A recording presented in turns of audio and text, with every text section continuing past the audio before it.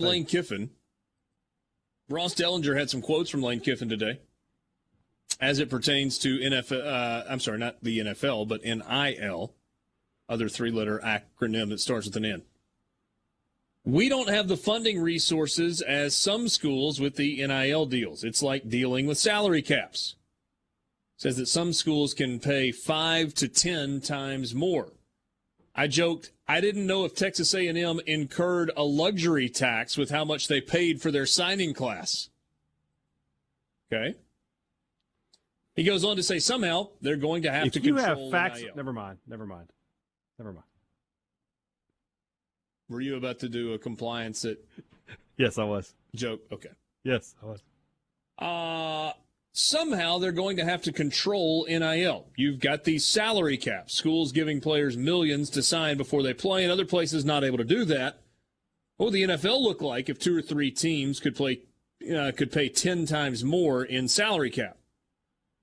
And then says there are schools with no shot to recruit certain players. If a class has an average of $25 million, that's $1 million a player. And NFL free agency players go to the most money. These players are 17 and 18. They're going to go where they get paid most. You've legalized paying players. Wow. So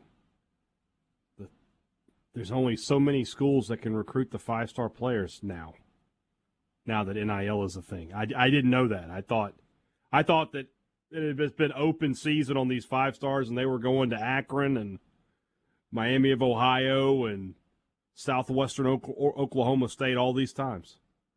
Come on, Lane. You do have to give him credit, though, I think. Yeah, because a lot of what he said there is correct, but that's not. I think the honesty is refreshing because for some reason, people in college football refuse to just be honest about that part right there. They refuse to talk about it. College football in my lifetime recruiting anyway, has almost always been about money and benefits. Now it's more above board. It's more straightforward. It's, hey, you'll get an NIL deal to endorse this company for this amount of money. Before the NIL era, it was, hey, we'll get your mom a job. We'll get dad a new car. We'll buy you a new house. We'll get your uncle, a few $1,000s. We will do things like that for you. It was more benefit-driven than just straight cash. Now, some players did also get straight cash, but the thing is, recruiting has always been about that. And the programs with the most money, the most engaged boosters, have been getting the best players. That's how it's always been. Even hospital charities, if you are LSU, are helping in recruiting efforts. Now it's more above board. And still, people just kind of refuse to talk about it. Texas A&M signed the number 1 class in college football. And what did you hear from college football media? Oh, great job in recruiting. Nobody was willing to say, good investment, which is what it is, which is what it's always been. And I don't blame Texas A&M for it, by the way. It's the game. NIL's a thing now. If they're spending $20 million on this recruiting class, then good on you for having $20 million to spend on this recruiting class. It's the game. They're just playing it, and they've got more resources to play it. But we've got so many people in college football, local media, that just refuses to be honest, and coaches as well. They do this thing where they tell the fans that, oh, your school does it the right way. I can't tell you the way Clemson fans feel about what Clemson football is because of what their media tells them they are. So Lane was just being honest. That's how the game is. And there's not enough people that are willing to talk about it like him. A&M bought the number 1 class in college football. Let's just be honest about it. That's what they did. And good for them for doing it.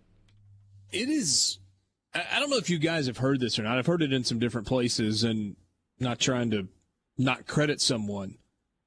There's some folks that have said, if this is allowed to continue in the way that it is going right now, there's a scenario where even a team like Alabama is not able to keep up financially with schools like Texas A&M and Texas. Now, as long as Nick Saban is at Alabama, they're going to be just fine in recruiting. They're going to be just fine. But the reality is the state of Alabama does not have the same number of wealthy people, doesn't have the same size alumni base, doesn't have as many Fortune 100, Fortune 500 companies as the state of Texas does. That is true. And so, there are two elements to this, right? One, can you afford it? And two, are you willing to pay it? And those aren't necessarily, the answer is not necessarily the same thing.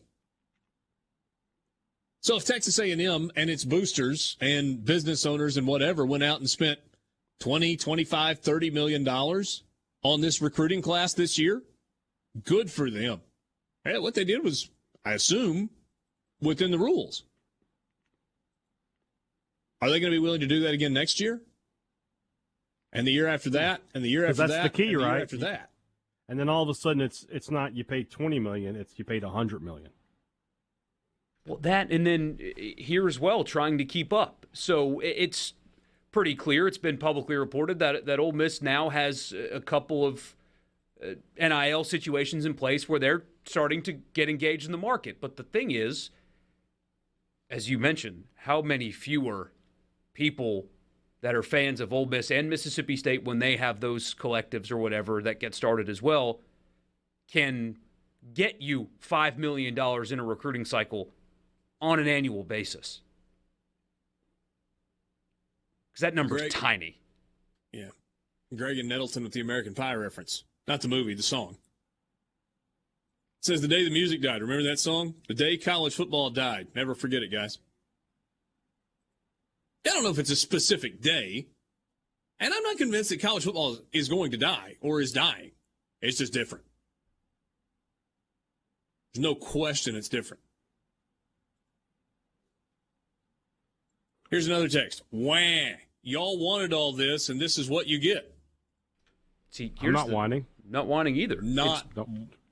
There's a difference in talking about it and whining about it. Don't care. Don't care who gets the recruits. But this is how it's always been. Maybe it'll shift a little because Texas A&M is more in the game than they've been able to.